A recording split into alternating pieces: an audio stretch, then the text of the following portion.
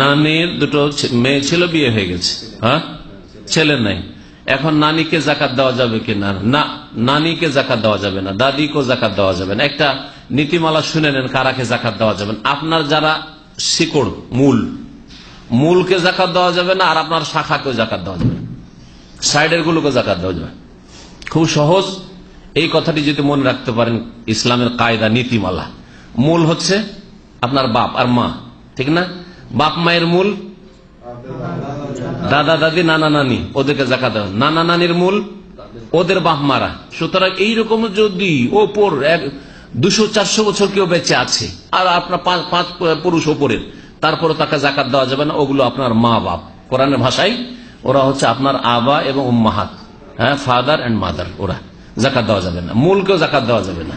তাহলে দাদি নানি এদেরকে জাকাত দেওয়া, দাদি নানির মাকেও জাকাত দেওয়া, দাদি নানির দাদি নানিকেও জাকাত দেওয়া যাবে না। আর শাখাকে জাকাত দেওয়া যাবে। শাখা হচ্ছে ছেলে মেয়ে, ছেলে মেয়ের ছেলে, হ্যাঁ, নাতি, হ্যাঁ, পোতাপতিন, নাতি নাতিন, হ্যাঁ, নাতি নাতি নাতিনের ছেলে মেয়ে, এগুলো সব শাখা। নিচে যত যাবে কাউকে জাকাত দেওয়া যাবে না।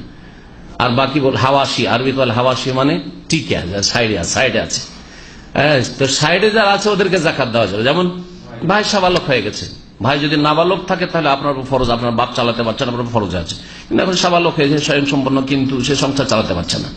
বোন বিয়ে শাদী হয়ে গেছে, চলে গেছে, তারপরে সংসার চলছে না, তার বোনের ঘরে হয়তো অভাব আছে ইত্যাদি, ওগুলোকে জাকাত দেওয়া যাবে।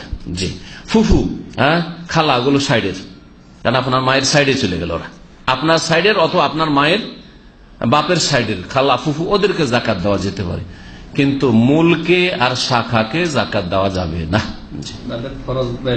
হ্যাঁ, অবশ্যই ফরজ। যেমন বাপের খরচ বহন করা ফরজ, মায়ের খরচ, ওই দাদি নানির খরচ বহন করা ফরজ। যেমন ছেলে মেয়ের খরচ বহন করা ফরজ, তেমনি নাতি নাতিনের খরচ বহন করা ফরজ, একেবারে ফরজ, এতে কোনো সন্দেহ নেই। নিকট আত্মীয় যারা, তাদেরকে জাকাত দিলে বলে দেওয়াটাই ভালো। কারণ অনেক সময় হয়তো জাকাতের সে হকদার নাই, আপনি হয়তো জাকাত দিচ্ছেন, কিন্তু ভিতর ওর কাছে এতটা পয়সা আছে, ও জাকাতের হক রাখে না, তাহলে এইরকম ক্ষেত্রে বলে দেওয়া উচিত না। আমাদের দেশে আবার আরেকটা রোগ আছে, জাকাত বললে ও যদি খেতেও না পায়, মরেও যায় না খেয়ে, জাকাত খেতে রাজি না। হ্যাঁ, এর বিপরীত আরবরা আবার যতই সুখী হোক না কেন জাকাত দিল মাফি মুশকিল নাই, আল্লাহ জীব, তাই না? তো কথা হচ্ছে যে এই দুই দিকে ভুলটা আছে, যেদিকে ভুলটা আছে, জাকাত যারা অভাবী মানুষ জাকাত খেতে পারে। ইন্নামাস সাদাকাতুল লিল ফুকারা ওয়াল মাসাকিন, ফকির যার 3 বারের খাবার জুটছে না, 2 বার জুটছে বা 1 বার জুটছে, অথবা জুটছে, এটা 2 বার খাবার আছে, শুধু রাতের খাবার নেই, তারপর জাকাত নেওয়া যাবে, আল্লাহ বলছে। জি, খাবার জুটছে কিন্তু চিকিৎসা জুটছে না, চিকিৎসার জন্য জাকাত নেওয়া যাবে।